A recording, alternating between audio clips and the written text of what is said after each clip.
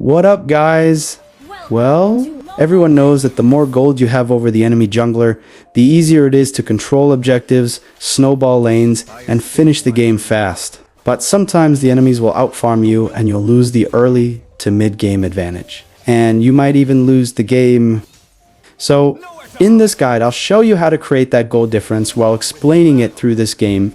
In this case, normally you have to back off and not dive deeper in enemy territory, especially someone who is squishy. But because of her greediness, she was dead. And I strongly don't recommend you to invade the enemy buff as a weak early game hyper, because heroes like Guzion are really weak in level 3, but sadly he got my red. Now, basically I got that extra gold in early game, and you already know that assists also give an extra gold. So I got extra gold from Guzion. That means I have a little bit of upper hand. And on top of that, their hyper got shut down. So I took the advantage of that. And remember that as a Lancelot player, if the enemies lack the stuns, then it's really easy to invade an early game, especially when you have already shut down their core. So here, I revealed myself unintentionally. So she might know that I'm there for her.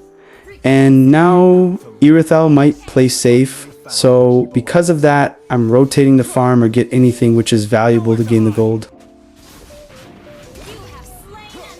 I'm killing them since the early game, so they will feel that kill pressure naturally, and giving that kill pressure means the enemy knows that any moment you show up, they could die. Even if you don't actually gank, the fact that you might be there forces them to play safer. They stop pushing, they back away from minions, and guess what? They lose farm and gold without you even touching them.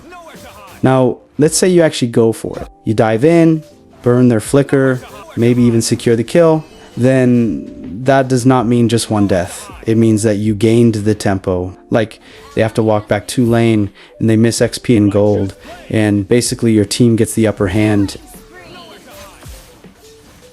The beauty of kill pressure is that it's not always about actually killing. Sometimes it's about making the enemy jungler or laner afraid to move freely. And once you've built that reputation in the game, then you already created an invisible golden map advantage.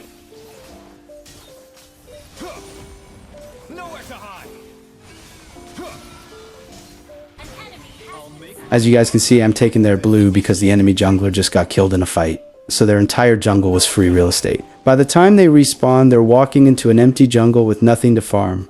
That's how you really suffocate them. And I'm basically a slippiest hero in the game, so as a Lancelot, you can steal their buff. And even if their mid or roamer tries to collapse on you, you just dash out with your skills. That's the beauty of a mobile jungler. You can rob the enemy and vanish. But remember, you can't just invade blindly every time. It's a huge plus point to know the strengths and weaknesses of the hero you're playing, and also the heroes on the enemy side. For example, let's say I'm playing Lancelot. If the enemy has heroes like Fredrin Eudora or Franco heroes with stuns, suppress, or heavy lockdown, I'm not going to dive into their jungle carelessly. One mistake and I'm instantly caught, my dash is wasted, and I'm dead before I can even press buttons. That's a free throw.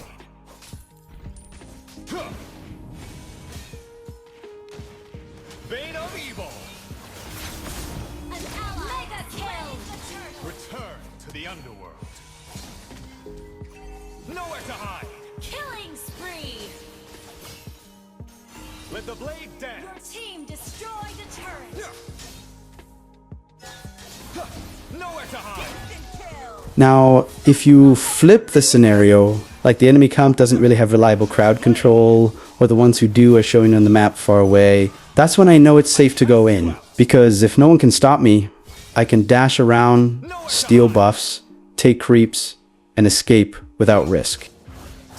So, yeah, invading is always a situational thing. It's not about always invade or never invade. Everything that matters is about reading the heroes, the map, and the timing. If you understand both your hero's limits and the enemy's tools, then you know exactly when to push the pressure and when to back off. An enemy has been slain. Let the blade nowhere to hide. Monster. So here, I killed the enemy Guzion, but yeah, I got a little too greedy. Honestly, that's not a good trade. But still, it's not the end of the world. because I had been pressuring him since the early game anyway. I kept stealing his buffs, clearing his creeps, and even picking him off when he tried to recover. That constant pressure forced the enemy team to play differently. Instead of camping my teammates' lanes or trying to snowball, their whole focus shifted to protecting their jungler and making sure he could at least get some farm. And because of that, my teammates had breathing room. They weren't being harassed, they weren't getting ganked, and they had the chance to outfarm the enemy in both gold and XP. That early advantage is massive if you want to dominate the entire game. Nowhere to hide. I never falter. Righteous blade. Nowhere to An hide. enemy has been slain. An enemy has been slain.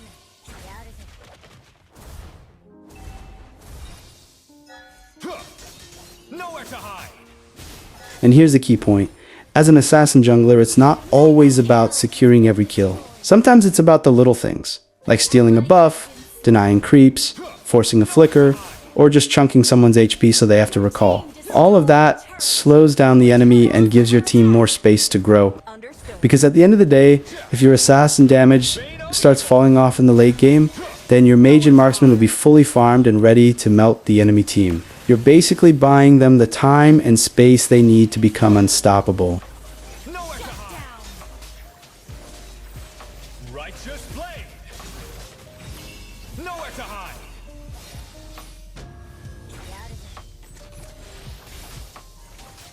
Nowhere to hide. Killing. As I told you earlier, that my teammates are already farmed enough to melt the enemies because of the space that I provided them by pressuring their hyper and forcing the entire enemies to put their focus in me. This way, my teammates are free to farm and not be afraid of any ambushing from them. Even if this is not the best thing that you have to do as a hyper, but this is certainly one of the best things you can do, because by stealing camps and picking up kills like this creates the gold difference. And the enemy jungler ends up with nothing to farm, and even their teammates are forced to focus on protecting him instead of harassing my other teammates.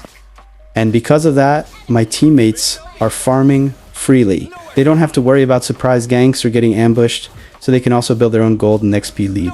Basically, I'm taking pressure off them and putting it all on myself, which is perfect for creating an overall team advantage. But remember, as I already told this earlier, that it doesn't mean you should invade recklessly. Like I said before, you have to read the situation. Don't dive into the enemy jungle if your hero is weak early, or if the enemy comp is stacked with hard crowd control like Fredring, Franco Eudora, or anyone who can lock you down forever until you're dead. Turn to the underworld. Nowhere to hide. The will of my blade is absolute. Righteous blade.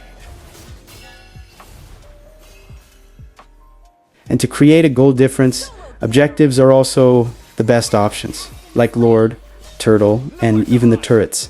The advantage of securing Lord not only gives global gold, but also pressure to push towers. The advantage of securing early turtles gives gold to your whole team, not just you. And the advantage of ganking lanes and taking towers give global gold and map control. For those who don't know, taking towers also give gold to entire teammates. Nowhere to hide. Bane of evil. By the way, even if I'm killing and doing various things to pressure the enemies, I'm also farming efficiently because it is the backbone of being a core. If you can't farm fast, you'll always fall behind, no matter how many flashy plays you try to make. Think of it like this. Every second you waste walking around or waiting in a bush is gold slipping out of your hands. And it's not just about clearing your side. If you're fast enough, you'll finish your jungle early. Rotate to a lane for a quick gank or poke, and then slide back into farming before the enemy jungler even finishes his first clear. That's how you start building a gold difference without taking unnecessary risks. Only I hold the reign. Nowhere to hide. Instant kill. That was but a mere trifle. Nowhere to hide. Double kill. See what obsession has brought you? You destroyed a turret.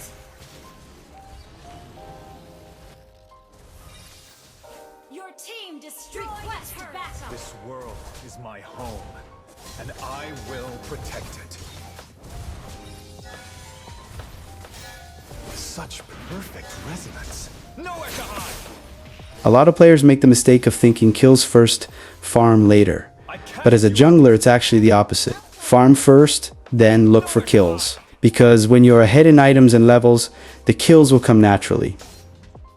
Like in early game, I avoided to gank the enemy marksman because I reveal myself, and what I did instead is I rotated to another lane and got another kill. And even if I had not killed anyone, I would have farmed the buffs and creeps, instead of waiting a long time in one lane for a kill. So yeah, farm efficiently, chain your camps, don't waste time, and you'll always have that early lead that makes invading and ganking way easier. And that's pretty much the essence of how you create a gold difference. Altogether, farm efficiently, invade smartly, kill pressure, situational awareness, denying the enemy jungler, and helping your teammates grow. Nowhere to hide.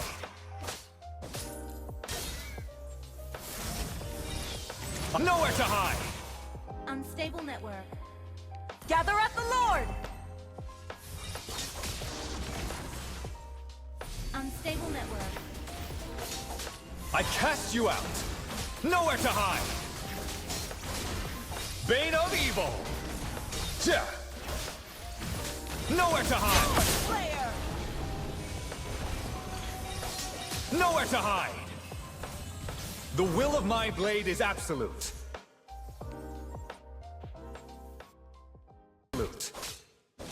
Yeah. Nowhere to hide.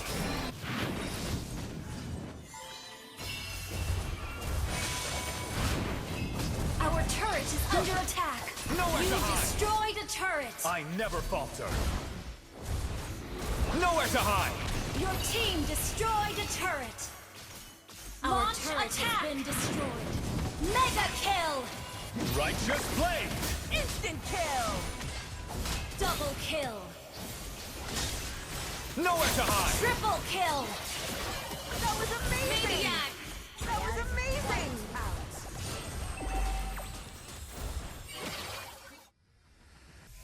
Victory!